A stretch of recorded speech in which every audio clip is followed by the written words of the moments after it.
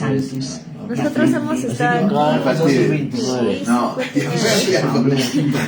La miseria de la existencia humana Sí, es visible acabamos. a la luz de cada una de estas mezquinas fechorías.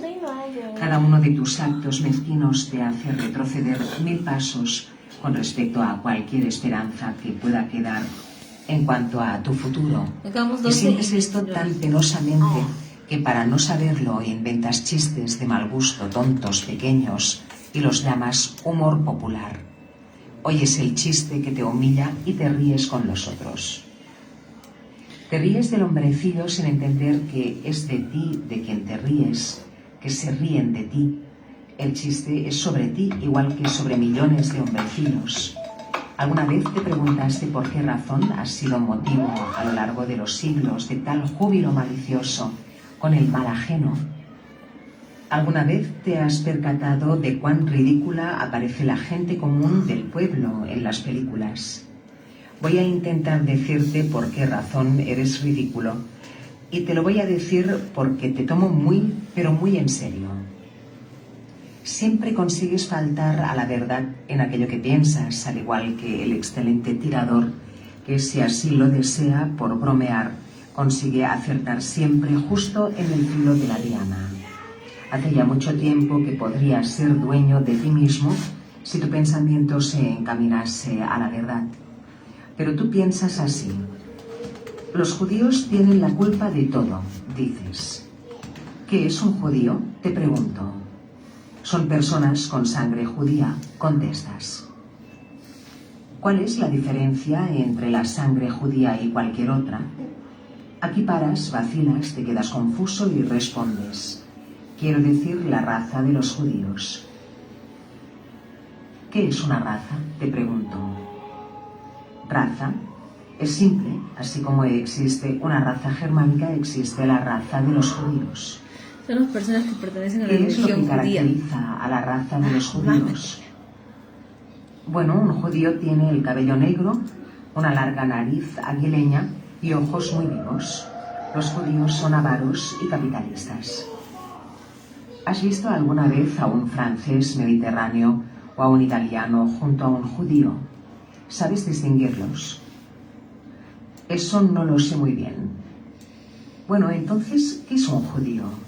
Los análisis de sangre no muestran ninguna diferencia. Su composición no se distingue de la de un francés o de un italiano. ¿Y has visto alguna vez a judíos alemanes? Parecen alemanes. ¿Y qué es un alemán? Un alemán pertenece a la raza aria nórdica. ¿Los hindúes son arios? Sí, lo son. Entonces, buenos días. Lo que tenemos con Wilhelm Reich es el paso de la libido a lo que llamaríamos una bioenergía que él llama orgón. Es muy importante terminar de estudiar este autor porque él tiene otra visión. Entonces, lo que él va a decirnos es que la represión psicológica lo que causa es un trauma y un bloqueo bioenergético. Entonces, hay dos maneras. Si yo hago la interpretación analítica y entiendo la represión de dónde viene, yo puedo tratar de botar esa represión, tratar de desbloquearla, pero como ha habido una estructura bioenergética que se pudo haber hecho ya física, ya se pudo haber hecho una estructura orgánica, es necesario bombear de alguna manera esa energía o llenar de más energía para desbloquear y equilibrar el organismo. Porque lo que ha pasado es que la bioenergía ha quedado bloqueada. Eso es lo que nos va a decir Wilhelm Reich. El grave problema de Wilhelm Reich es que no puede probar esa energía. Nosotros cuando vamos al Tao Chi, al Chi Kung, a toda la visión taoísta, a la acupuntura, ya sabemos de esta cuestión energética, pero igual ellos tampoco la pueden medir. Hemos visto ese video cuando hace uno que practica Chi Kung fuego con su ombligo, ¿no? Pero igual eso no se puede medir, porque cuando intentaron medirlo eléctricamente no era electricidad. Entonces, ¿qué es? ¿Me entiendes? Si no es electricidad, tiene que ser de alguna manera electricidad, porque al final la energía es electricidad. Nosotros podríamos dejarlo como un misterio, ¿no? Al final lo vamos a entender como una energía que se connota. Al final tiene que ser energía física, tiene que ser, sino que al connotarse nos está llevando a lo que nosotros entenderemos luego como una espiritualidad. Nosotros diremos, ya, si está connotando, entonces está haciendo una subjetividad, una interpretación abstracta, inexistente. Y no es tan así, porque al final la connotación lo que está llevando es a eso que no puede de alguna manera materializarse, no puede obtener masa, no puede objetivarse. Esa cuestión es lo espiritual. Entonces tenemos la libido, que de hecho tampoco puede objetivarse, porque al final es una tensión sexual. Y tenemos la bioenergía, y la bioenergía, el ki, es al final la libido. Es al final la libido. Solamente que tú estás procesando tu energía desde el deseo en la libido, y en el chi la estás procesando desde el poder. Un poder que lo que te permite es fluir. Entonces lo que ve Wilhelm Reich es que no está fluyendo, que hay un bloqueo. ¿Qué va a hacer la vegeterapia? Que es agarrar y poner su orgón, que es una especie de máquina que da energía como si hubiera chi, lo cual es bien loco, y desbloquear. Eso pareciera muy loco, pero cuando tú vas a cualquier chamán y demás, lo que te van a intentar también es dar energía. ¿Y de dónde toma la energía el chamán? Por lo menos el chamán andino. Claro, de la naturaleza, de la tierra. Va a una piedra y se carga de energía. Va al mar y se carga de energía. Va al río y se carga de energía. Claro, lo que tiene que saber es que también la naturaleza te quita energía. Apenas tú estás con algo, transfieres y esta te transfiere. Pero tú vas tomando y retomando. Al final la tomas de tu propia respiración. Pero eso es cuando estás haciendo el normal. Cuando trabajas con cualquier elemento, al final terminas súper cansado. No. Tú tienes que saber tomar de todo. Tú tomas energía de todo. Tú tomas chi de todo. De igual forma las videntes, por ejemplo, cuando hacen... ya estoy llamando. Cuando hacen... Ya. Cuando va a volver a llamar, si sabes, ¿no? Sí, ya sabemos cuál. Ya. Las videntes, después de hacer predicciones, leer tarot o hacer cualquier cosa así, les absorbe muchísima energía y siempre terminan con dolores de cabeza o con fiebre. No necesariamente. No, sí. Realmente no, mi amor. Si tú estás en un flujo de chi, no. Si tú estás... Sí, coño. Que no, mi amor. Que sí. En el flujo de chi, tú estás en un flujo tomando, todo tiene un tomando y recibiendo en todo momento. Es una transferencia y retransferencia permanente de chi. De la misma forma que tomas, das. Claro. El verso lo terminas súper agotado. No necesariamente, mi amor, no. Yo tengo varios campos ontológicos. El primer campo ontológico es el de mi cuerpo. Si mi cuerpo está gastando energía, a eso se le llama trabajo, claramente trabajo. ¿Qué quiere decir trabajo? Que hay traba, que hay esfuerzo. Y eso sí me agota y me desgasta. Es como si dijeras que una persona puede estar jugando un partido de fútbol 3 horas y no se va a cansar. Justamente lo que te estoy diciendo es que es distinto. Porque cuando está jugando partido está en una energía totalmente física y está desgastando esfuerzo. Él va a necesitar comer y demás.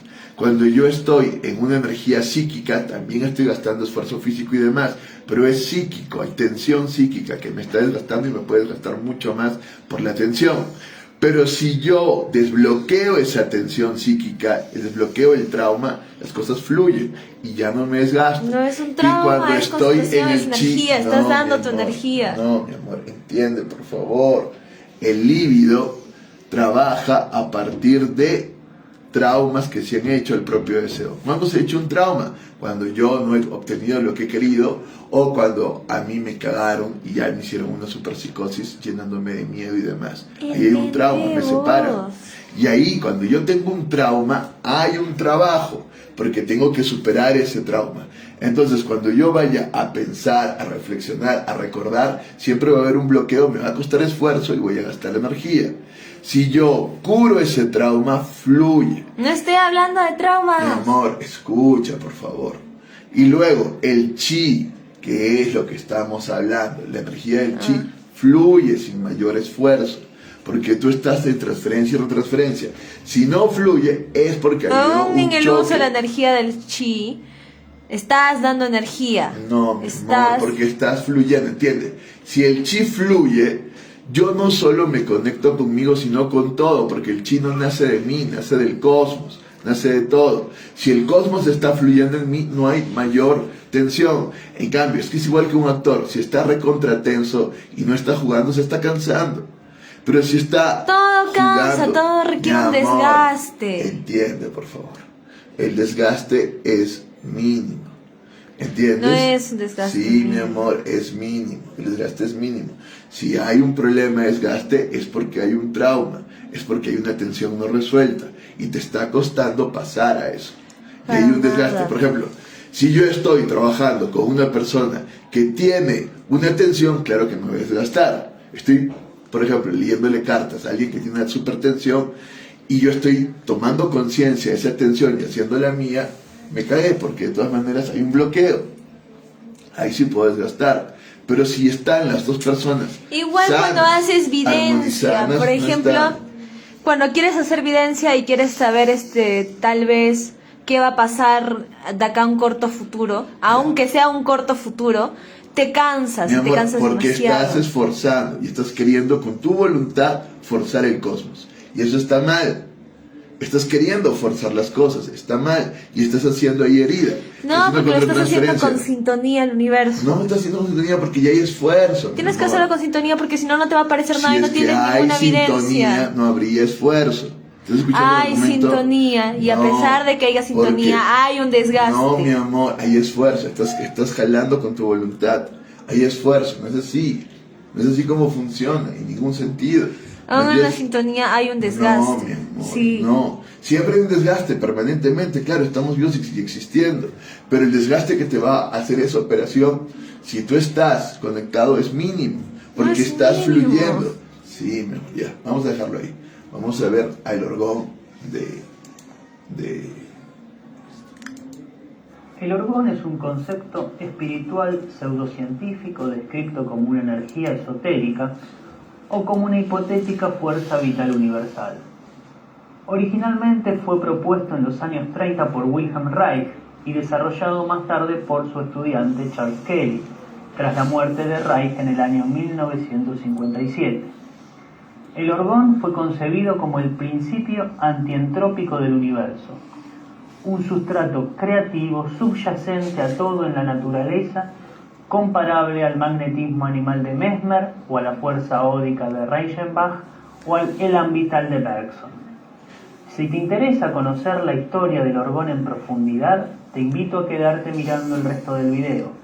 Bienvenidas y bienvenidos a Psicología Virtual, tu canal de psicología. Ahí hay un montón de cosas epistemológicas, ¿no?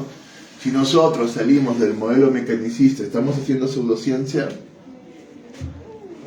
No, porque la epistemología da para más. Y la ciencia no nació en el modelo mecanicista, ¿me entiendes? Pero es el modelo mecanicista el que ha tenido más éxito en predicción. Por lo tanto, a él lo asumen como la ciencia verdadera y todo lo demás es falso. Algunos piensan así, unos que ya reflexionan entienden que hay varios modelos científicos y que no necesariamente es pseudociencia, pero el problema es que Wilhelm Reich quiso que el orgón sea mecánico y de alguna manera quiso darle magnitud, quiso darle una cuantividad, cuantivizarlo, que sea contable, y no se pudo, y fracasó totalmente en ese intento. Entonces muchos lo han visto como un pseudocientífico. Otros han seguido y hay un montón de tradición para seguir esta cuestión de la bioenergía. ¿Entiendes? Una tradición antiquísima. ¿Entiendes? Muy, muy antiquísima en el taoísmo, en el hinduismo, en el budismo y demás. Vamos.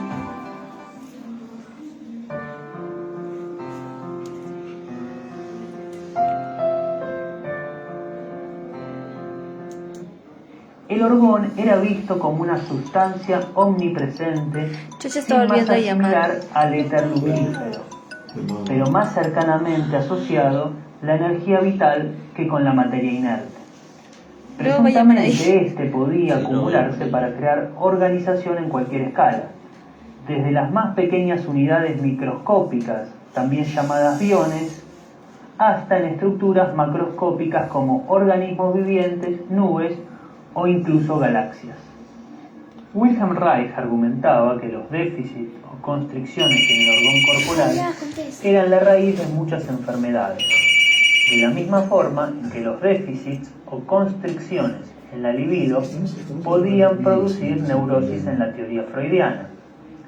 Reich fundó el Instituto del Orgón en 1942 para investigar sobre la energía orgónica después de emigrar a Estados Unidos en 1939. Instituto que utilizó para publicar literatura y distribuir material relacionado con el tema durante más de una década. Reich diseñó acumuladores de orgón, que eran dispositivos que ostensiblemente recolectaban y almacenaban energía orgónica del ambiente, ya sea para mejorar la salud general o incluso para controlar el clima. Eventualmente, la Administración de Alimentos y Medicamentos de los Estados Unidos, FDA por sus siglas en inglés, obtuvo una orden federal que prohibía la distribución interestatal de materiales relacionados con el orgón, debido a considerar que Reich y sus asociados estaban haciendo afirmaciones falsas y engañosas. Y más tarde esto llevó al encarcelamiento de Reich y a la destrucción de todos los materiales relacionados con el orgón en el instituto, después de que Reich violara la orden judicial.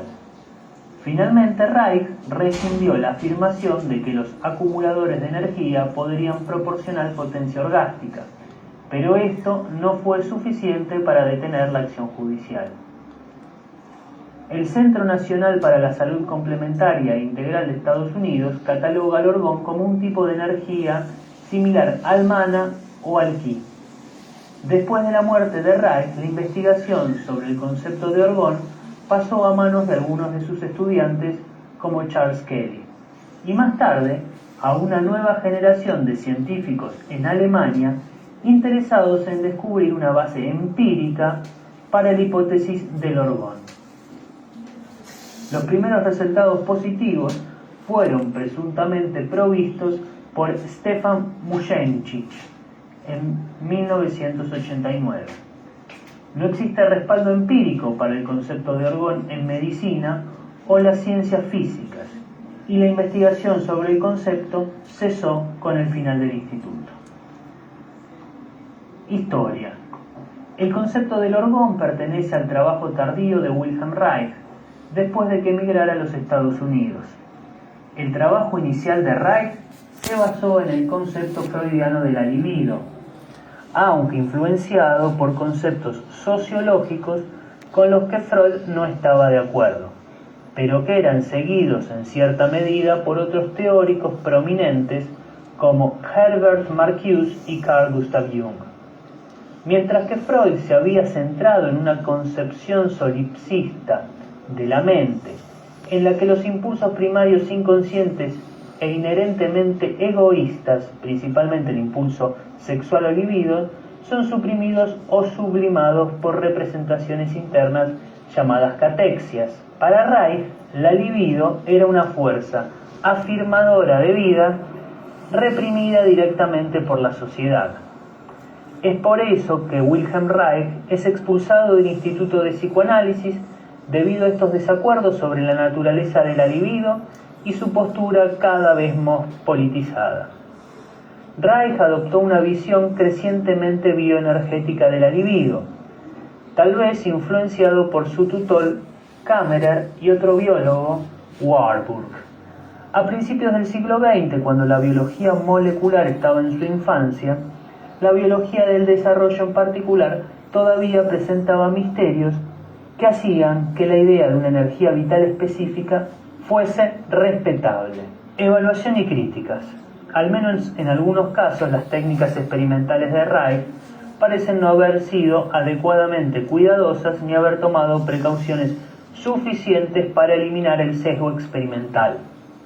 Reich estaba preocupado por la verificación experimental de otros científicos y expuso su trabajo a escrutinio repetidas veces, aunque con resultados generalmente negativos. Como dato de color podemos decir que en 1941 Albert Einstein aceptó realizar experimentos como un acumulador de orgón que Reich le proporcionó después de que se reunieran para hablar de las ideas de Reich en la casa de Einstein, en Princeton.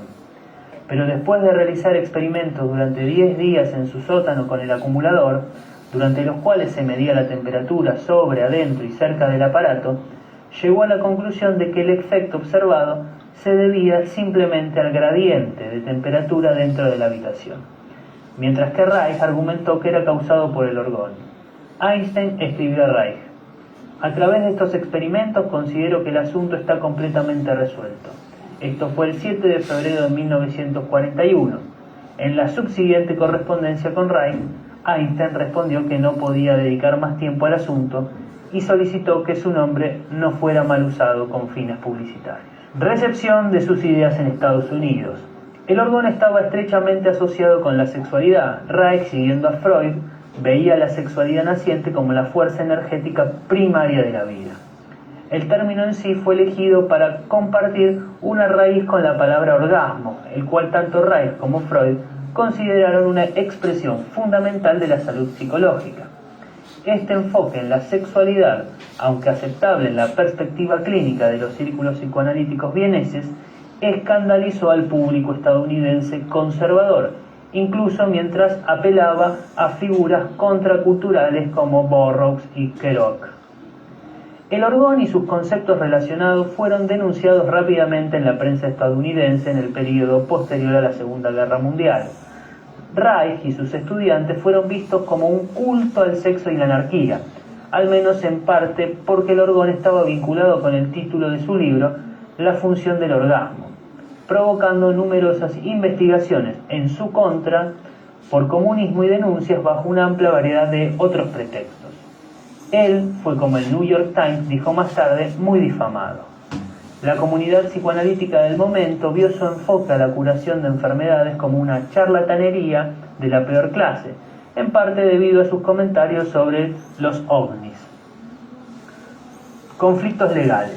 En 1954, la Administración de Alimentos y Medicamentos de los Estados Unidos, la FDA, solicitó y obtuvo una orden judicial que impedía que Reich adjudicara cualidades médicas al orgón y a los productos relacionados con este, lo cual, entre otras estipulaciones, impedía el comercio de dispositivos de orgón a través de líneas estatales.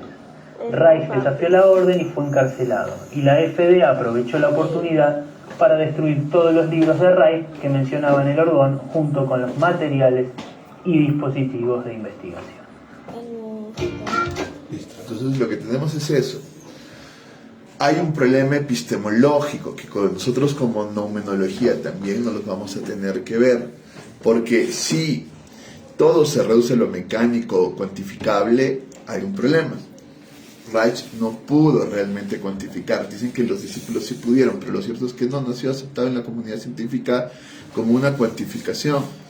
No se ha podido cuantificar ni el líbido, del que es la base. Cuantificar es que yo lo haya medido, que tenga una magnitud clara y que yo pueda medirlo concretamente para ver cuánto hay de esto. ¿Me entiendes? A ver, ¿cuánto es el orgón? Ah, ya, es así. ¿Cuánto es así? Ah, ya. Porque, ¿qué es lo que te está diciendo Reich? El problema es que hay un problema bioenergético, no está fluyendo la cuestión. O a veces dice, no hay suficiente bioenergía, necesitamos cargar de energía al paciente. Y entonces, ¿cómo mides eso? ¿Cómo me dices que yo no tengo suficiente energía si no lo puedes medir? ¿Cómo lo puedes cuantificar? Y entonces lo que está haciendo él es una cuestión muy intuitiva, subjetiva, porque está sintiendo al otro y a partir de que siente al otro dice, ah, ya, no hay. Y está leyendo signos en el cuerpo, permanentemente lee signos en el cuerpo. Si te ve apático, medio bloqueado, él dice, ah, ya, hay un bloqueo de energía, vamos a trabajarlo. Si te ve demasiado energético y demasiado, por favor, Kai, de verdad. Si te ve demasiado energético y demasiado eufórico, ya, hay un problema de equilibrio de energía. ¿Entiendes? Y entonces, lo que tiene que hacer Wright es equilibrar esa energía. ¿Cuál es su visión? Su visión es esta. Hay una sociedad conservadora, y él tiene un libro que denuncia el fascismo, que ha reprimido a la gente. ¿Qué es lo que hay que hacer? Hay que dejar que la gente tenga sexo, de alguna manera, porque al final la energía tiene que fluir. ¿Y cuál es el flujo de esta energía? Es sexual. Al final la idea es que tengas tu orgasmo, que tengas tu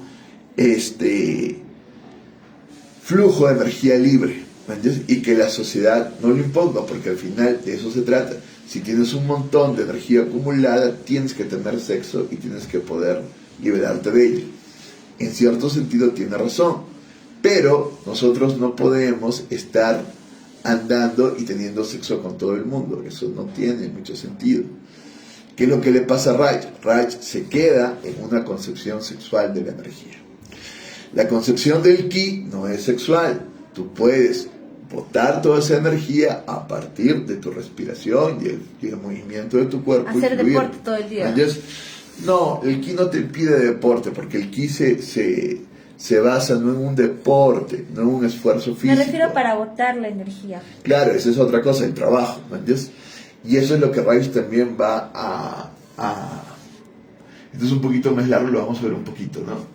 Es lo que Reich va a denunciar permanentemente, luego pongo él. Que la bioenergía está siendo reprimida en la explotación laboral. Reich asume todo el discurso marxista y primero, igual que yo, asume que hay un primer problema de bloqueo de energía por el trabajo. ¿Por qué? Porque y esto es lo que va a decir luego de alguna manera Foucault y demás, porque te han modelado de una manera en la que están manejando tu energía y bloqueándola. ¿Para qué? Para hacerte un ente productivo, pero no un ser realizado. Y entonces te están bloqueando la energía. Él dice, yo te puedo liberar sexualmente, pero hay una liberación primera, y esa es la liberación proletariada, comunista, y el anarquista, en donde tú puedas realmente realizarte con tu trabajo y no ser moldeado por otros y bloqueado. Esa es la primera liberación. La otra liberación es la liberación orgiástica, la liberación sexual, para que tú puedas liberar tu energía. Ahí se queda Reich. En la numenología nosotros decimos, no, hay una tercera. ¿Cuál es la tercera? Juegar. ¿Qué? Juegar. No. Nosotros convertimos el trabajo en un juego. Eso es lo primero. Si queremos liberar el trabajo, tenemos que convertirlo de alguna manera en un juego. Eso es claro para nosotros. Es decir, tenemos que hacer que el trabajo sea un acto de ser y que tú de alguna manera puedas fluir en él y que tú lo disfrutes. Eso es lo que hacemos. Esa es la primera. Marx diría, no, lo que hay que hacer es tomar los medios de producción y a partir de la toma de los medios de producción no hay explotación. Pero cuando vemos en el siglo XXI la gente se autoexplota. No es una cuestión de tomar, sino de jugar, ¿no? Y de no trabajar todo el tiempo. Y tampoco jugar todo el tiempo porque no puedes jugar a jugar. Es lo peor de la cosa. O sea, no hay peor explotación que jugar todo el tiempo, ¿no? Si hay juego es porque hay momentos de tensiones y demás. Entonces hay un momento en que ya paras y dejas de jugar. La segunda energía es la sexual, el líbido, la que nosotros también trabajamos con el trauma que ha provocado la frustración del deseo, sobre todo, y al final una frustración psíquica y con ese bloqueo. La tercera energía, ¿cuál es? Primero el trabajo, convertirlo en juego.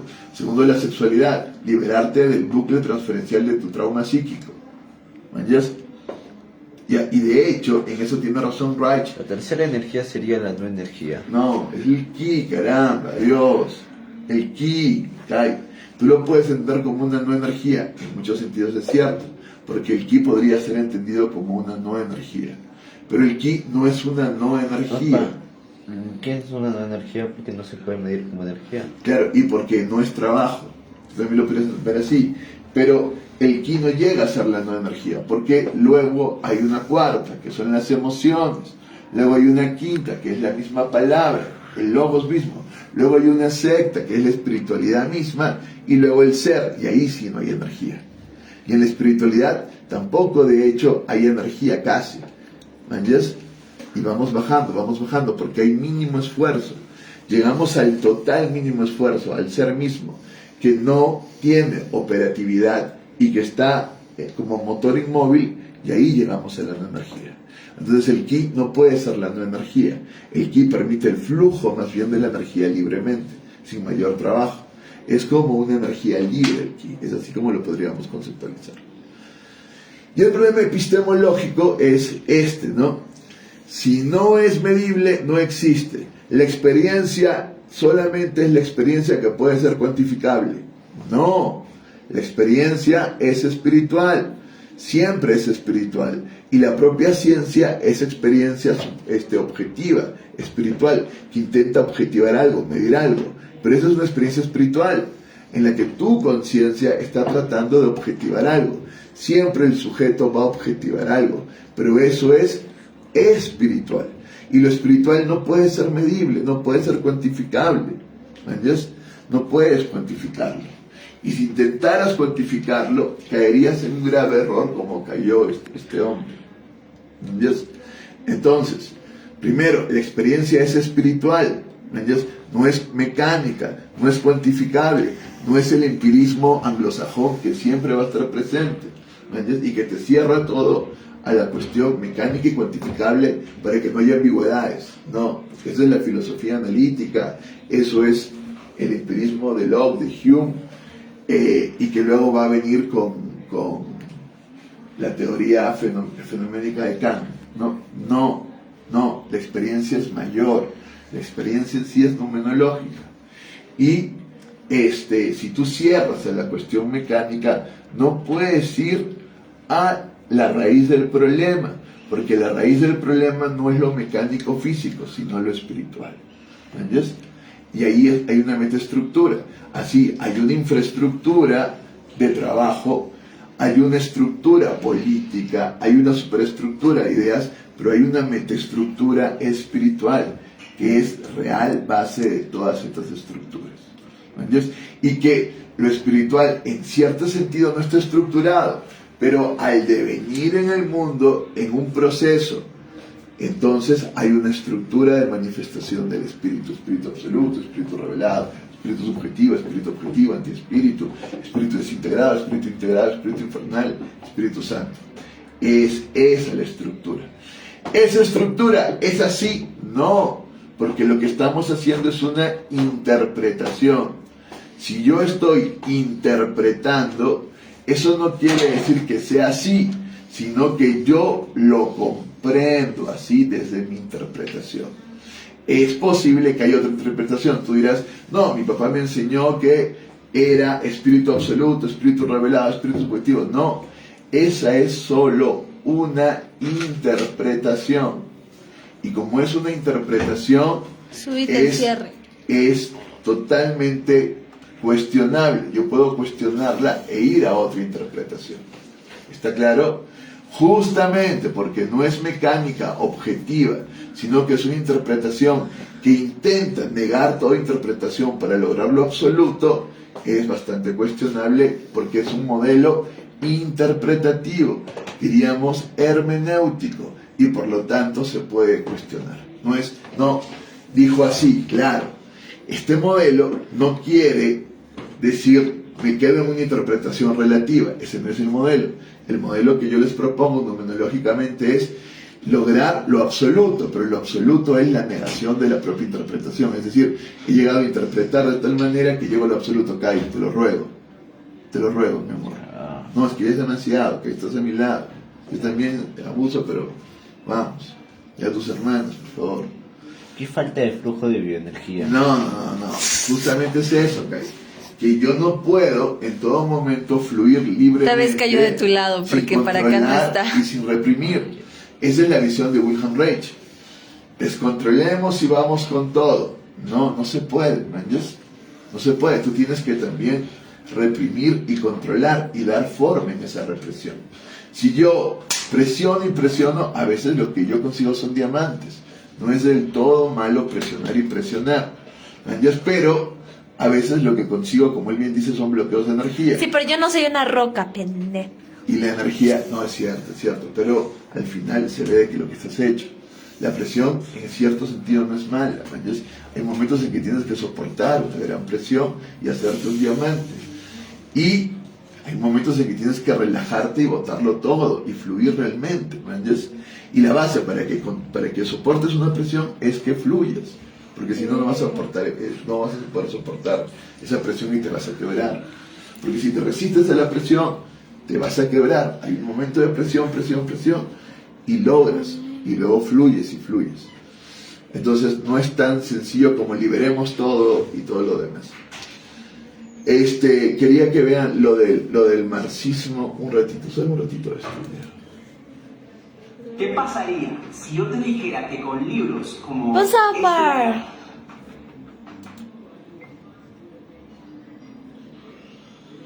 Wilhelm Reich es el más famoso de los freudomarxistas. A veces incluso el freudomarxismo se reduce ¿A dónde tan peinado? Es injusto, pues el pensamiento reichiano es tan solo una de múltiples expresiones del freudomarxismo. Una expresión especialmente elaborada e influyente, pero solo una entre otras. No debe olvidarse, además, que el freudomarxismo es a su vez únicamente una de las posibles alianzas o convergencias entre el marxismo y el psicoanálisis. Dice freudomarxismo, ¿no? Lo seguro es que Reich adoptó las perspectivas marxista y freudiana.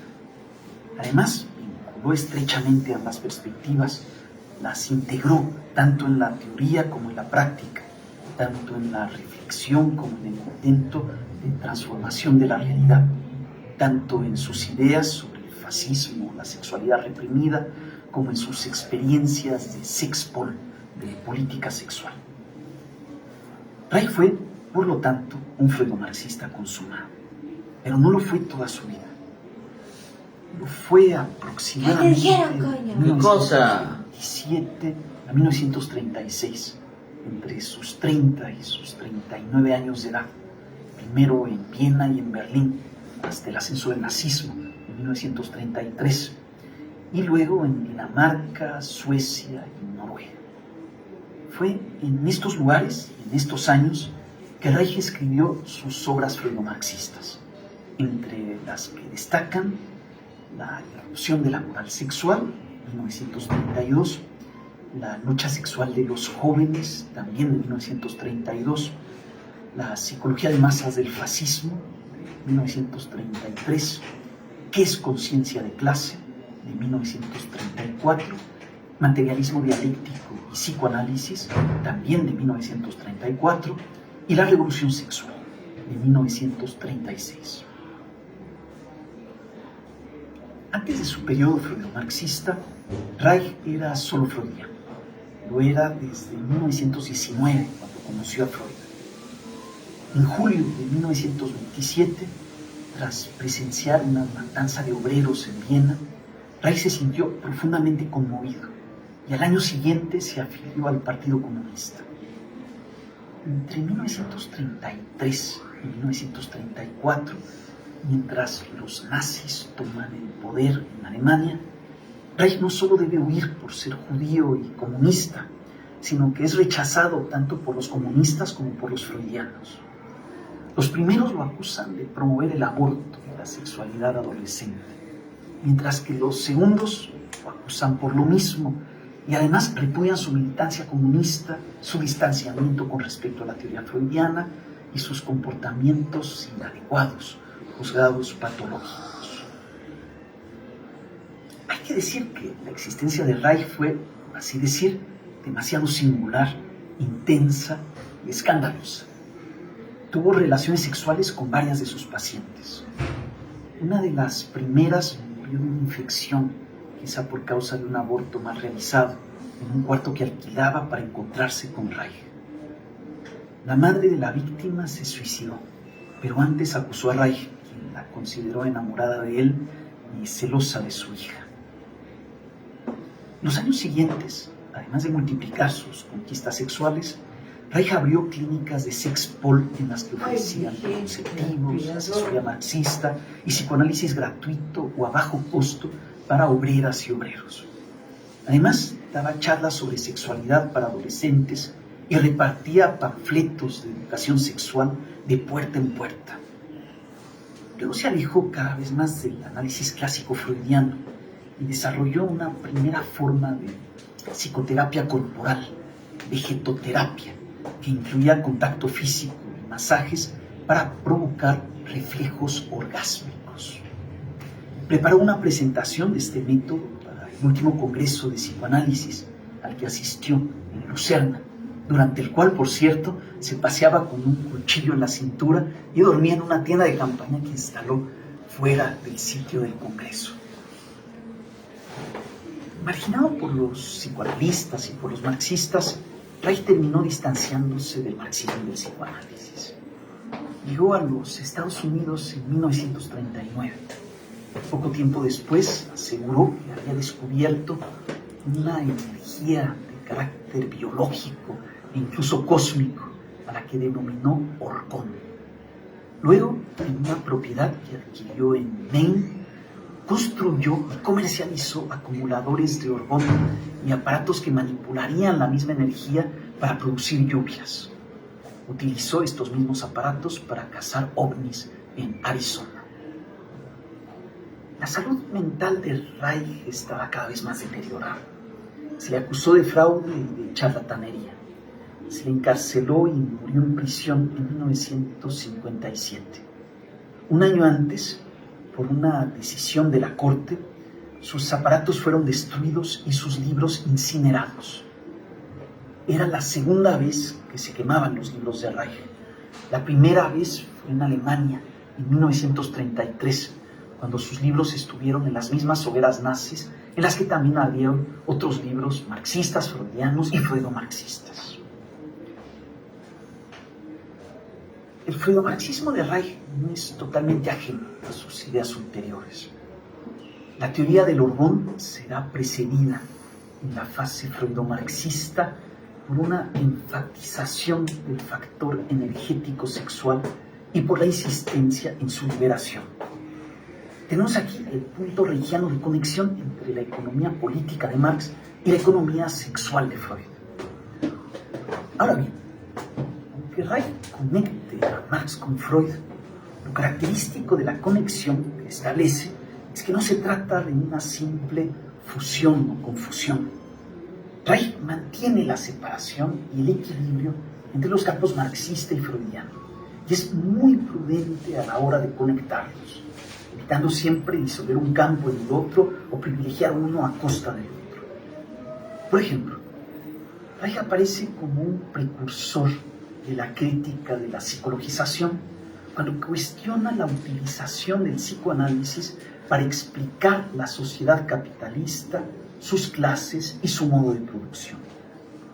Esta explicación freudiana del capitalismo se encuentra en freudomarxistas como Jean Audard y Siegfried Bernfeld, quienes habían conjeturado que el capital se basaba en la vida pulsional de los sujetos.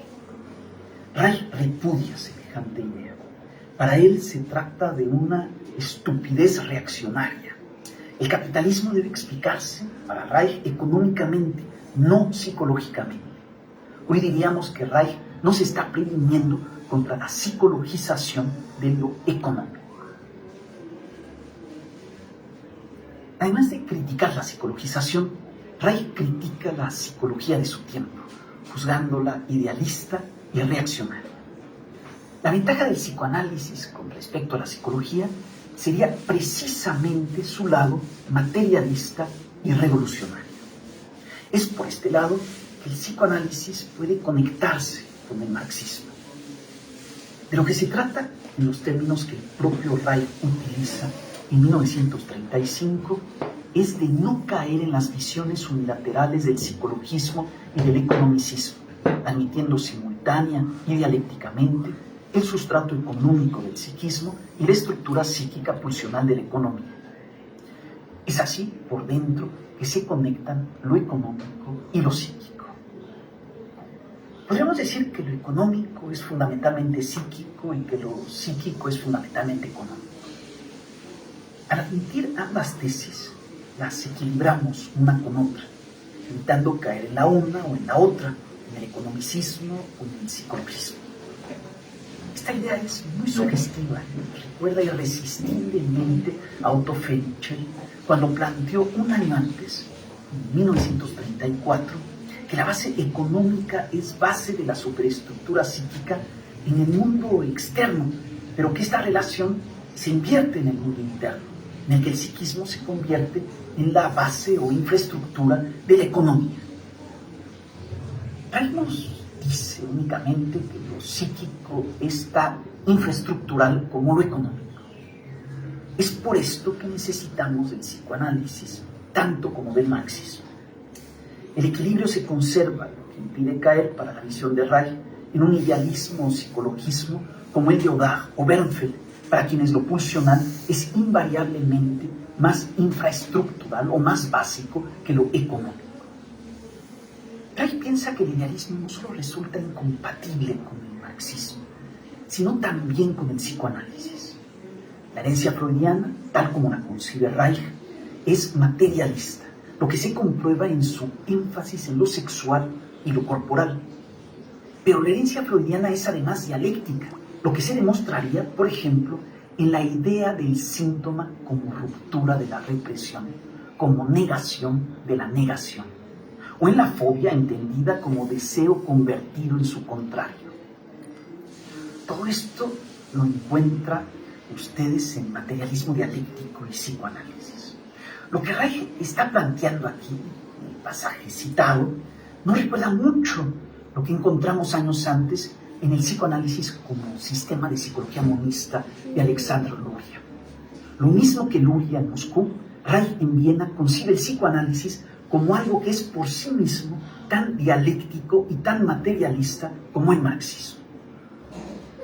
Es verdad que el psicoanálisis no siempre argumenta de manera dialéctica. Reich es bien consciente de esto. Cuestiona el psicoanálisis que opone de modo simplista lo social a lo sexual. En realidad, como argumenta Reich, estos polos pueden relacionarse de las más diversas maneras y no hay razón para negar la sexualidad en la sociedad o para oponer forzosamente lo social y lo sexual, como si fuera imposible tener una sociedad con total libertad sexual. Oponer así la sociedad y la sexualidad es algo característico de lo que Reich llama psicoanálisis oficial burgués. El psicoanálisis oficial burgués, tal como lo ve Reich, reprime la sexualidad para adaptar al sujeto a la sociedad capitalista. Sabemos hoy que este psicoanálisis represivo y adaptativo terminará imponiéndose con la nazificación y americanización de la herencia freudiana, con Félix Julius Boehm y con Hartmann y Criss. Reich parece ya prever todo esto desde 1934. En ambos casos tenemos el colmo del proceso por el que el psicoanálisis, como dice Reich, se adapta, cede a la represión, hace concesiones y capitula ante la moral burguesa, lo que hace que se melle y se estrangule por dentro. El psicoanálisis se pierde a sí mismo cuando busca la adaptación de los sujetos a nuestra sociedad, identificando la adaptación con la irracionalidad, y cuando estigmatiza o patologiza los comportamientos desadaptativos o subversivos, asimilando aquí la subversión a la irracionalidad. Como bien lo explica Reich en su Psicología de Masas del Fascismo, la subversión puede ser más racional que la adaptación en una sociedad tan irracional como la capitalista. En esta sociedad, en efecto, adaptarse es lo irracional, es lo patológico, y debería ser el tema de investigación de los psicólogos y psicoanalistas, mientras que el robo de alimentos o la huelga contra la explotación son acciones perfectamente racionales que deben ser estudiadas por la economía y no por la psicología o el psicoanálisis. Cuando los psicólogos o los psicoanalistas intentan explicar algo tan racional como la cólera de las masas oprimidas, tienden a psicologizar lo socioeconómico, psicopatologizar lo sano y racionalizar lo racional. Es lo que hacen los psicólogos sociales desde Gustave Le Bon hasta ahora. Su error consiste en confundir, por un lado, la inadaptación con la enfermedad y, por otro lado, la adaptación con la salud mental, como si la sociedad a la que nos adaptáramos fuera necesariamente saludable. El razonamiento de Reich es el mismo que después utilizarán Erich Fromm y otros al denunciar a la sociedad enferma que nos enferma cuando nos adaptamos a ella. Es así como surgen aquellas nociones tan fecundas y tan potencialmente subversivas como la patología de la normalidad, la normopatía, con las que se reconoce que el individuo más normal puede ser el más enfermo en una sociedad como la capitalista. Es el caso del empresario exitoso a costa del planeta, a costa de los demás y finalmente a costa de sí mismo. Es el comportamiento enfermizo de sujetos como el empresario sin escrúpulos el que debe ser explicado psicológicamente. Para esto, más que una psicología irremediablemente racionalista, lo que necesitamos es un psicoanálisis especializado en lo irracional. Es el método psicoanalítico, por ejemplo, el que le permite a Reich explicar el éxito irracional del nazismo en Alemania, explicándolo por la manera en que se funda en la familia tradicional autoritaria, en su represión de la sexualidad, en su inhibición de la independencia de los hijos, en su estructura edípica y en su ideología patriarcal. Es en la familia en la que se gesta el nazismo. Es para conocer esta gestación que los marxistas, en su lucha contra el nazismo, requieren del psicoanálisis. El método psicoanalítico es indispensable para explicar el nazismo, pero no es suficiente. No basta con Freud, necesitamos también a Marx. El marxismo es asimismo indispensable, pues la causa del nazismo no es únicamente la familia patriarcal, sino también lo que solo un análisis marxista puede revelarnos, como el aburguesamiento de los obreros convertidos en clases medias y el doble temor de estas clases medias al comunismo por un lado y al gran capital por el otro. El marxismo es entonces tan indispensable como el enfoque freudiano. Es por esto que Reich es freudomarxista. Su freudomarxismo le permite comprender simultáneamente la racionalidad socioeconómica elucidada por el marxismo y la irracionalidad psíquica revelada por el psicoanálisis. Reich está razonando así como lo harán más adelante los exponentes de la primera generación de la Escuela de Frankfurt. Al igual que los frankfurtianos, Reich ya traza una división de trabajo en la que el marxismo y el psicoanálisis aparecen como complementarios al ocuparse respectivamente de la racionalidad económica e instrumental y de la irracionalidad psíquica pulsional. Esta división puede adoptar otras formas completamente diferentes de la complementariedad. El marxismo, por ejemplo, nos ayuda a elucidar la explotación capitalista, mientras que el psicoanálisis es útil para comprender la represión sexual que posibilita la explotación al crear a sujetos dóciles, obedientes, que se dejarán explotar sin dificultades. En este caso, la explotación de los trabajadores, que se explica objetivamente por la racionalidad económica del capitalismo, puede ser también explicada subjetivamente en el psicoanálisis por su represión sexual y su resultante sumisión social. Ambas explicaciones, marxista y freudiana, no son mutuamente excluyentes, sino complementarias en el freudomarxismo reichiano. Una manera en que Reich se representa la complementariedad es su interesante noción de ideología que desarrolla en Psicología de Masas del Fascismo. Lo ideológico es aquí el enraizamiento irracional e inconsciente de lo material en el cerebro del ser humano. Es interesante comparar esta idea con la teoría del reflejo de Lenin. En lugar de que el mundo externo se refleje en el mundo interno, lo que tenemos es un mundo externo que hunde sus raíces en el mundo interno y así lo constituye ideológicamente. Esta concepción de lo ideológico, aunque diferente de la teoría leninista del reflejo, se acerca mucho a la teoría engelsiana, donde es el mundo exterior el que se distorsiona a sí mismo al interiorizarse y constituir así el espejo.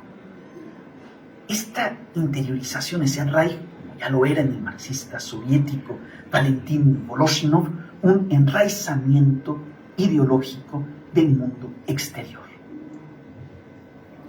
Voloshinov descubre el efecto del enraizamiento ideológico en lo que él llama ideología conductual. Ray descubre algo parecido en lo que denomina el anclaje caracterológico del orden social en una coraza estructural ideológica de carácter. En ambos casos tenemos algo psíquico, pero al mismo tiempo algo material, materializado en la conducta y el carácter, pues Ray y Voloshinov son plenamente marxistas y materialistas. Desgraciadamente, el materialismo freudo-marxista reichiano, como ya lo vimos, tiende a reducirse a una energía vital y sexual concebida simultáneamente como lo descubierto por Freud en la pulsión erótica, sexual y libidinal, y como lo sublimado en la fuerza de trabajo estudiada por Marx. Este factor energético se expande cada vez más en el pensamiento reichiano y se entiende cada vez más de modo físico y biológico en lugar de psíquico, hasta el punto de convertir lo que restaba de psicología en una biofísica de tinte naturalista que representa una lamentable regresión con respecto a las teorías freudiana y marxiana de la vida, como bien lo notó Helmut Dahmer. La biologización de lo pulsional en Reich se traduce en una consideración unilateral de la pulsión de vida y un correlativo rechazo de la idea freudiana de la pulsión de muerte. Esta pulsión de muerte, introducida por Freud hacia 1920, más allá del principio de placer, fue celebrada por Ludwig Vygotsky en 1925, pero luego rechazada contundentemente por varios freudomarxistas, entre ellos Reich, Fenichel y Fromm. En el caso de Reich, su razón para descartar la pulsión de muerte fue que desplazaría al interior del psiquismo, al enfrentamiento entre pulsiones de vida y de muerte, el conflicto fundamental entre el sujeto con su pulsión de vida y un contexto social burgués y capitalista represivo y destructivo. La casa del búho. ¿Cómo se llama? El tío lo ha hecho muy bien. Papá, ahora busca la casa del búho. No, espérate. Papá, la casa del búho. Ya, espérate. Papá, no, la casa Wilhelm del Reich búho. es más famoso de los... No. Entonces la cuestión es muy clara, ¿me entiendes? Reich se ha entendido como un freudo-marxista, pero mientras que ellos ven un retroceso y una regresión en su paso a la teoría orgánica, a la teoría de la bioenergía, salud. Desde mi visión, ese paso es al contrario, una trascendencia de todo esto para realmente poder trabajar bioenergéticamente en el ser humano. El problema es, entonces, el trauma freudiano queda totalmente superado en la teoría de Reich. No del todo, porque Reich ha sido totalmente vapuleado y demás y no entendido, ¿no? Pero para mí sí hay un paso más allá. Sí hay un paso más allá, lo cual no quiere decir que la teoría freudiana de traumas y demás, y más que freudiana, psicoanalítica, llevada a lo que nosotros entendemos como bucles transferenciales, atrapados en las mismas experiencias que hemos tenido de niños, no sea válida. Es válida, pero justamente es válida porque causa estructuras bioenergéticas. Y esas estructuras bioenergéticas son las que van a configurar nuestro carácter. Es muy interesante el libro del análisis del carácter de Wilhelm Reich, que es el que vamos a leer ahora un poquito, en el que entendemos que son nuestros mecanismos de defensa y son nuestras estructuras de resistencia las que van a formar nuestro carácter caracterológico. Pero hay algo más que dice Reich. Esa caracterología no está dada por una cuestión personal individual solamente, sino que están trabajadas sistemáticamente. Es decir, que se configuran corazas bioenergéticas para que tú puedas funcionar dentro del sistema. Entonces tu carácter no es solo tuyo, sino que te han construido de alguna manera esta coraza, haciéndote, entre comillas, entender, o más bien llevándote a un mecanismo conductista de resistencia a ciertos estímulos, a ciertas cosas, sobre todo el sexual. Entonces, si te resistes a la sexualidad, hay un carácter. De hecho, si yo me resisto también al ki, al flujo sin esfuerzo, hay un carácter. Si yo soy un tipo que en todo momento está trabajando, y en eso sí trato de, hay un carácter. ¿Entiendes? Si me resisto a la cuestión del logos, hay un carácter. Entonces se va formando una estructura, una coraza estructural de bioenergía, donde hay contratransferencias que chocan y resistencias. Y es así como vamos formando un carácter. Por ejemplo, si yo veo una persona y esta persona tiene una estructura de resistencia a la cuestión del trabajo y del esfuerzo, ahí hay un carácter, eso marca todo su carácter. Si hay un problema de contratransferencia sexual, marca su carácter. Si hay un problema de contratransferencia del ki, marca su carácter. Si hay un problema de contratransferencia emocional y las emociones no se expresan, marca un carácter. Si hay un problema de contratransferencia en el logos, en el hablar, marca un carácter. Si hay un problema para pensar y reflexionar, marca un carácter. Y si hay un problema espiritual y el ser no se devela, marca un carácter. Entonces, así yo puedo estructurar una coraza. Pero el carácter no es solo la coraza, sino también el flujo libre. Entonces yo por fin tengo una teoría para dibujar a alguien y ver su carácter. Y es lo que hace Wilhelm Reich. Va a dibujarte la coraza y va a decirte realmente cómo eres. Desde una estructura bioenergética. Y eso es lo que también hacemos nosotros. Nosotros podemos ver a una persona y decir, ya, ¿tiene o no tiene contratransferencia en la cuestión energética cinética? ¿Entiendes? Es decir, fluye sus movimientos, vamos a lo preexpresivo y lo vemos. No, tiene problemas. Hay problemas de relajación, problemas de respiración, es un problema de trabajo porque no fluye.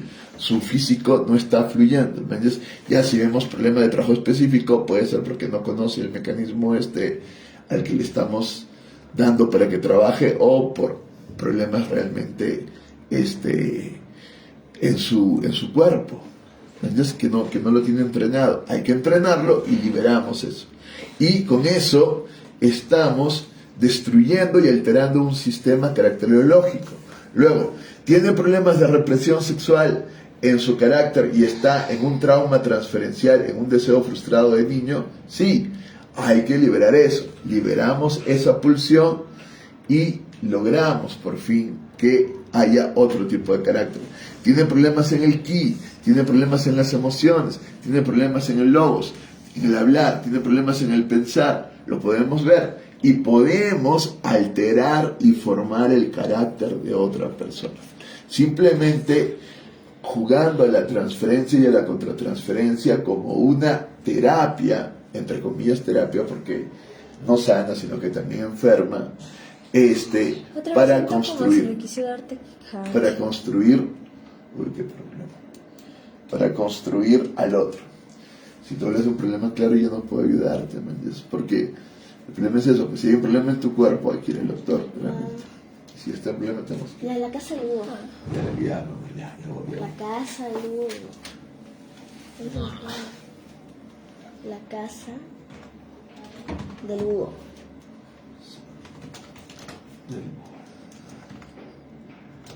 10 minutos, ¿eh? Sí, de 10 minutos. Por eso. Vamos. Ahí lo he visto. ¿Vas a poner el primer capítulo? Sí, pues. Ready to start your language learning adventure? It's time to enjoy the flexible learning Es una de experience on 6 iTalk. y 2. ¡Niña tonta! ¡Puedo devorarte entera! No debes subestimarme, Gildersnake. Yo soy la bruja buena Azura, guerrera de la paz. Sería 3 y 6. ¡Devoraré tu basura! ¡No! ¡Mi única debilidad! ¡Morir! Y ese es el final. ¿El final de qué? Mi informe. Creo que hice un buen trabajo. Por tu informe es que estás aquí.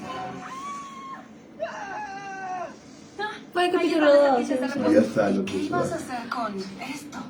Eso era para el final del tercer acto. Hija, me encanta tu creatividad, pero esto es demasiado. ¿Recuerdas por qué fuiste a la oficina del director las últimas veces? ¡Oh, dulce daga, dame la muerte! Ahora, para un final perfecto, aliento de araña.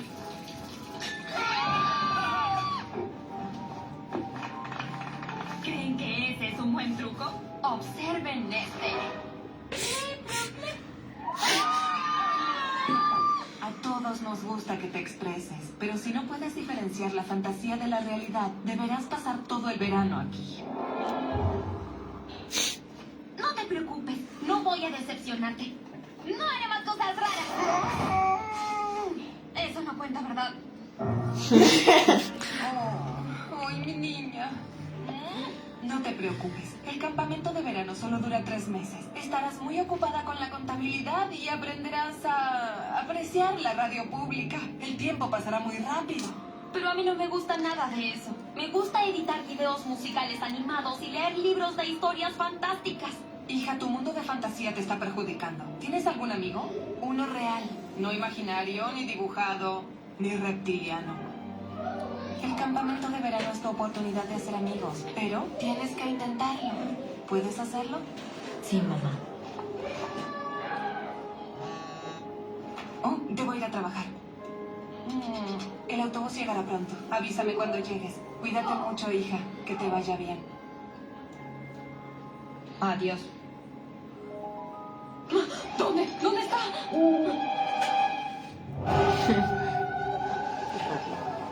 ¡Ladrón de basura!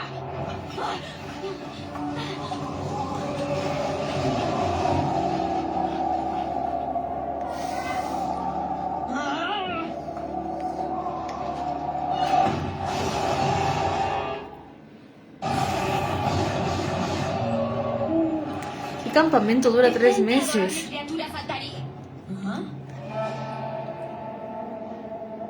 Wow, Pensé que tenía cosas raras. Pero esto me impresiona. al fin regresaste. Bien, a ver qué tenemos aquí.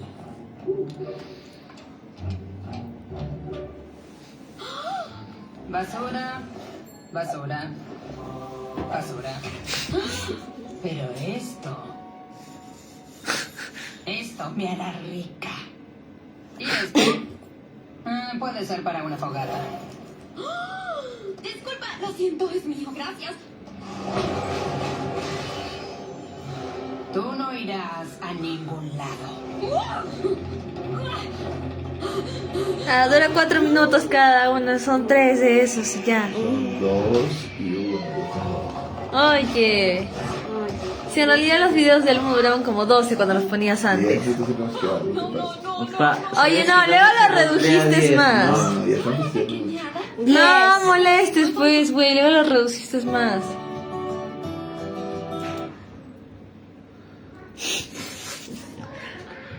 Te van a poner otro. Deja 3 de 10, 3 de 6. ¿Dónde estoy? ¿Acaso estoy muerta?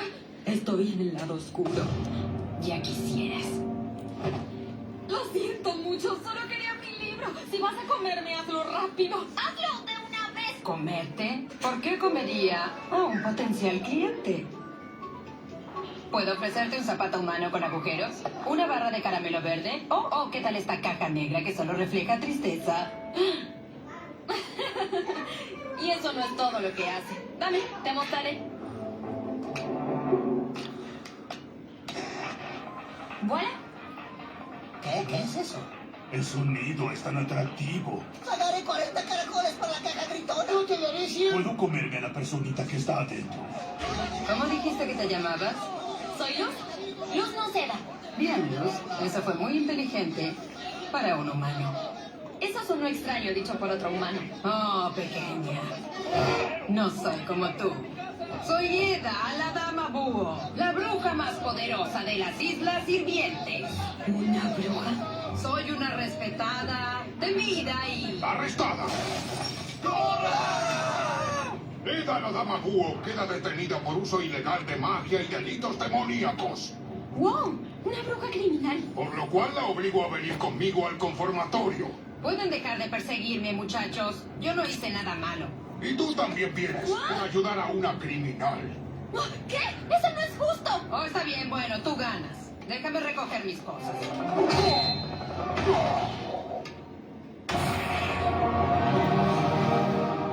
Ups, no puedo olvidar esto.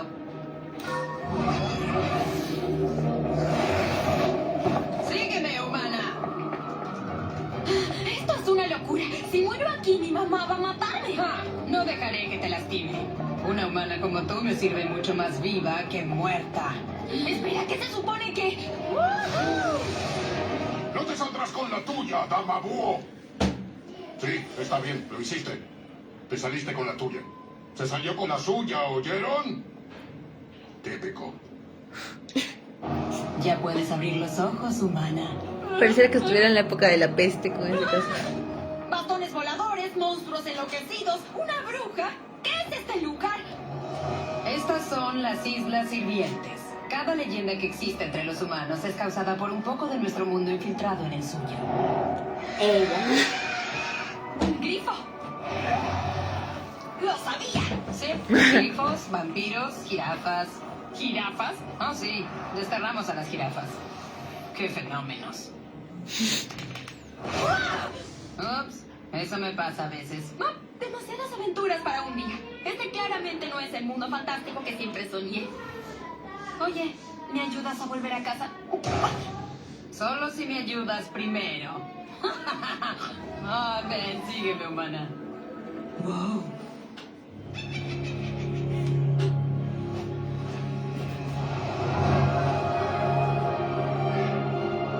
¡Qué desesperado, ya! No es posible. Sí, son 8 minutos, ni siquiera es que vayan a ser 10. Sí, son 10. Aparte, en realidad, se supone que son 12. No tenemos tiempo para esto, Juti. Ábrenos. Los videos de Miras duraban 12, 13 y luego los reduciste a 10 porque duraban como media hora. ¿Qué, Pero en papá? un promedio. ¿Me metiste? No, basta, sí, es cierto. No, 12. Bienvenida a la casa búho.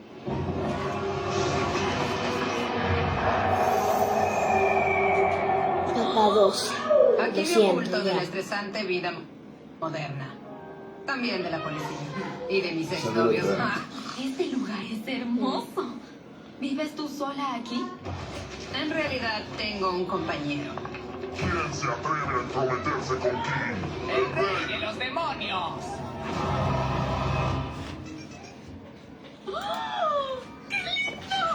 Oye, deja, güey. ¡Tierno! ¿Quién es mi pequeñito? Igual acaba este y acaba el tiempo. ¿Tú? Pasa. No sé quién es tu pequeñín. ¿Quién es este monstruo? Oh, ella es Luz, la humana. Está aquí para ayudarnos con nuestro problemita. ¡Oh, sí! Esperen. No me gusta cómo se oye nuestro problemita. Déjame explicarte. King solía ser un poderoso rey de demonios, hasta que le robaron su corona de poder y se convirtió en esto. ¿Te refieres a esta hermosa criatura? La corona está en poder del malvado guardián Roth y encerrada detrás de un campo de fuerza mágico que solo un humano puede atravesar. Un humano como tú. Si nos ayudas a recuperar su corona, te enviaremos de vuelta a tu reino. Entonces, ¿qué dices? Además, ¿quién puede negarse a esta carita tan dulce? No, por favor, no la alientes. Bueno, no tienes otra forma de volver a casa. Entonces no tengo opción, ¿verdad? No, y no hay tiempo que perder. Pronto, señor Patito, disfrutaremos del temor de quienes se burlaron de nosotros. ¿A dónde vamos? A un lugar súper divertido. El conformatorio. Un lugar para los considerados inapropiados para la sociedad. Wow, parece que sí quieren atraparlos. Sí, pero nunca lo logran porque somos resbaladizos. Imposible atraparme. Necesito un disfraz. Siempre quise usar uno de estos. Miau, miau. Horrible. Te encajarás bien. Tengan cuidado.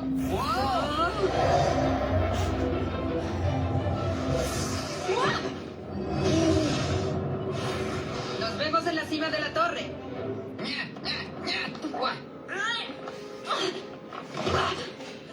Los gatos no hacen eso.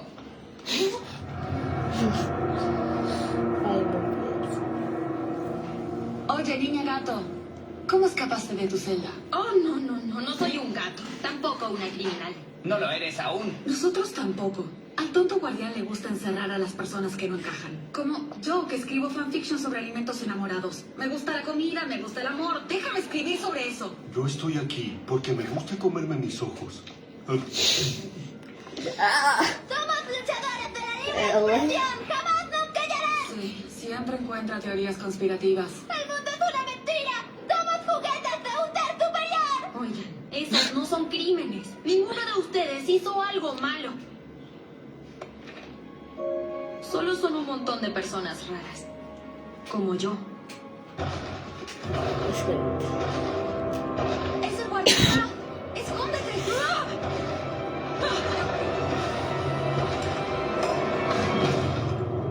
Puedo escucharlos. ¿De qué están hablando, tontos? Ah, la dama búho.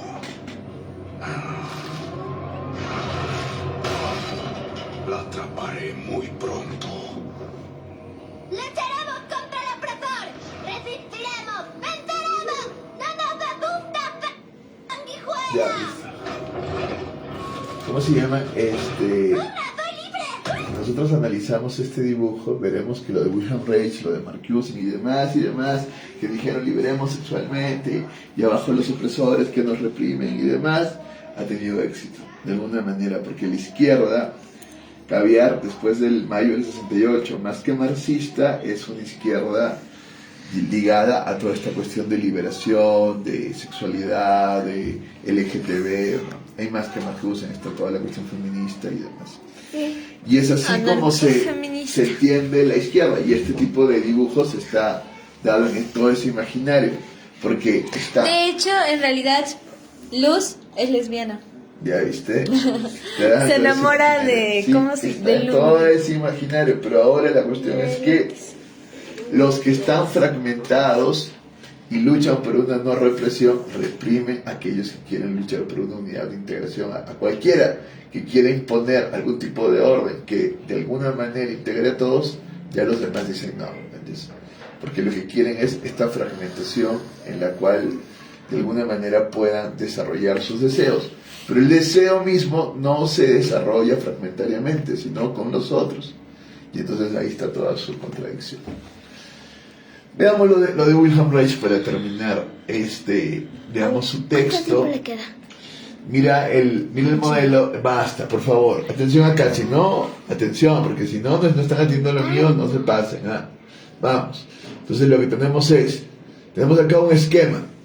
Este esquema pasa una sublimación. ¿Entiendes? Objetivo original se sublima. ¿Entiendes? ¿Por qué? De alguna manera diríamos porque hay una cierta represión, entonces yo sublimo esta cuestión. Yo quiero tener X cosa con mi madre, no puedo, entonces lo sublimo y tengo como una mujer XX. Es un objetivo sublimado y he logrado desviar la represión.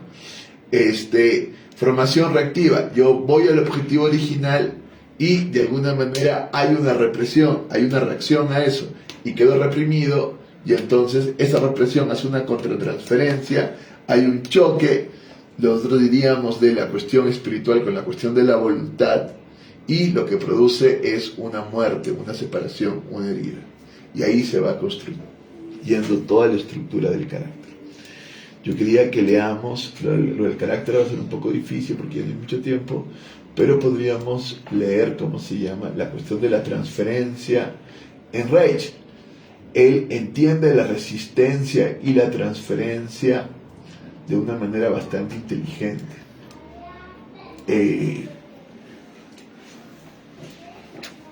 Mira, acá dice algunas formas caracterológicas definidas. El carácter histérico.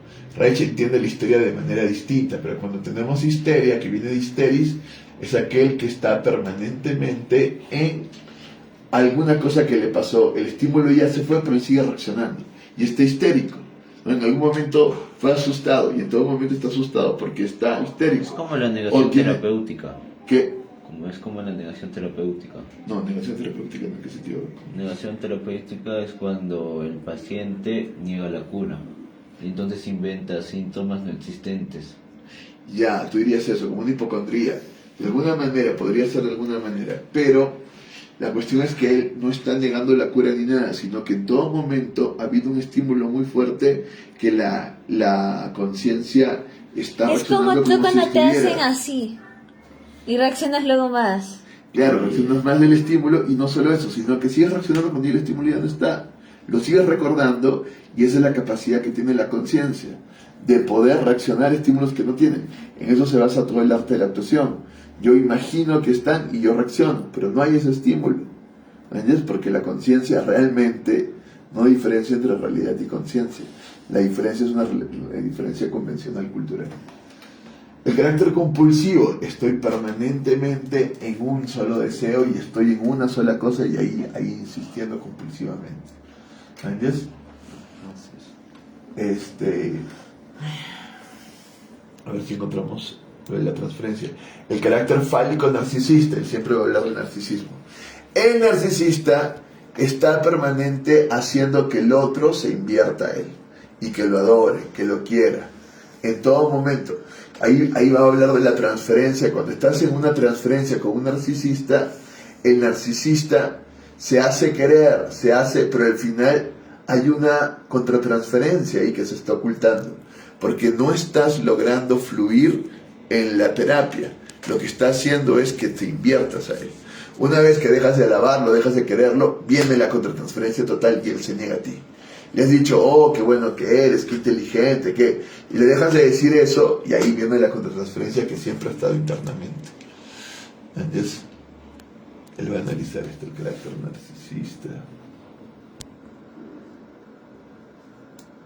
El carácter masoquista, ya sabemos lo del masoquismo, cuando claramente estamos de alguna manera disfrutando del dolor que nos implica. Él también va a hablar en la contratransferencia de que hay un masoquismo y el masoquismo se somete a ti, esperando que tú te impongas sobre él, pero con ese sometimiento está también haciendo una contratransferencia. Si tú no lo sometes a él, él empieza a atacarte, porque lo que ha esperado es que tú lo sometas, que tú te impongas sobre él como todo el mundo. Él está dado en el placer del sufrimiento y del dolor y de la imposición del otro. Y si tú empiezas a no someterlo, él empieza a hacer una contratransferencia contra ti y a cuestionarte ya por qué no lo estás sometiendo. ¿Entiendes? Es bien loco. Hay un Yuri en el cual pasa eso. Y al final lo que hay ahí es un acorazamiento, ¿no? Hay una estructura acorazada que se ha acostumbrado a ser sometida y que solo funciona. Luego el exhibicionismo, ¿no?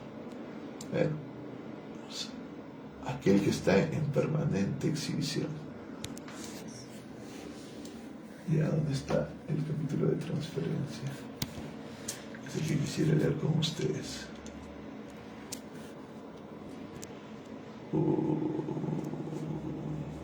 Pero es que no tuve tiempo, como fui. Y luego lo que hace en su libro es citar casos. La plaga emocional es una cuestión muy importante como concepto en él, porque al final de lo que se trata es que estás con toda esta cuestión de la emoción distorsionada en toda esa estructura acorazada, defensiva. La plaga emocional se entendería como todas esas cuestiones de estrategias defensivas que hemos visto la otra vez funcionando, ¿no? ¿Recuerdan cuáles son las estrategias defensivas? ¿Cuál es la primera estrategia defensiva? Racionalización. No, esa es la última, pero muy bien, racionalización. No le digan en orden. La otra, ¿cuál es otra? Racionalización, muy bien. Otra, ¿cuál es otra estrategia defensiva? Sublimación. Muy bien, sublimamos, muy bien. Esa estrategia defensiva es una de las más sanas según muchos, ¿no? Porque al final es la que va a crear toda la sociedad. Otra estrategia defensiva. ¿Otra estrategia defensiva cuál puede ser? Negación. Sí, la negación, me niego, ¿no? Aceptar No, y acá viene ya la biofísica orgánica, que ya viene la terapia del orgón. ¿Qué va a decir en la transferencia? Ya no vamos a poder leerlo. ¿Qué va a decir en la transferencia, Rach? Va a decir que hay como tres resistencias en la transferencia. La transferencia narcisista que intenta invertirte a ti y al final, si tú no caes en el juego, te hace una contratransferencia. La masoquista que de alguna manera va en sentido contrario y se somete a ti y va. Y la otra que no es ni narcisista ni masoquista, pero que de alguna manera está contigo, pero realmente no está, que habría que leerla. Eso es la cuestión transferencial para él. Es decir, que en la transferencia hay un ejercicio ¿Te refieres a las personas que nunca de se pegan a resistencia. nadie? ¿Qué? ¿Te refieres a las personas que nunca se pegan? Sí, habría que leerlo porque ahora no lo tengo, pero al final lo que él está dando son estructuras de sometimiento. Es decir, siempre que vayas a relacionarte con el otro o te va a someter o se va a someter a ti. Y ninguna de las dos realmente hay un diálogo en el que puedas fluir y en el que puedas hacer una terapia o una relación sana. Tú tienes que lograr una tercera cosa, pero a veces no hay ni siquiera ni el sometimiento ni el someterte, sino que te siguen el juego pero no están ahí. No están ahí, ¿no? Y no están ahí. Bueno, esa es la cuestión con Wilhelm Reich. ¿Alguna pregunta? No, solo hace casi un minuto. Ya, ¿ninguna pregunta sobre Wilhelm Reich? No. Muy bien. Yo quería hablar sobre la cuestión con Miguel Cordero y la propuesta transferencial, pero ya no hay tiempo. Espero que les queden claras, ¿no? Y espero que vean esto ustedes, que al final estas resistencias bioenergéticas forman una coraza que te estructuran todo el carácter. ¡Ay! Oye, faltan 2 minutos. Falta uno. 28:29.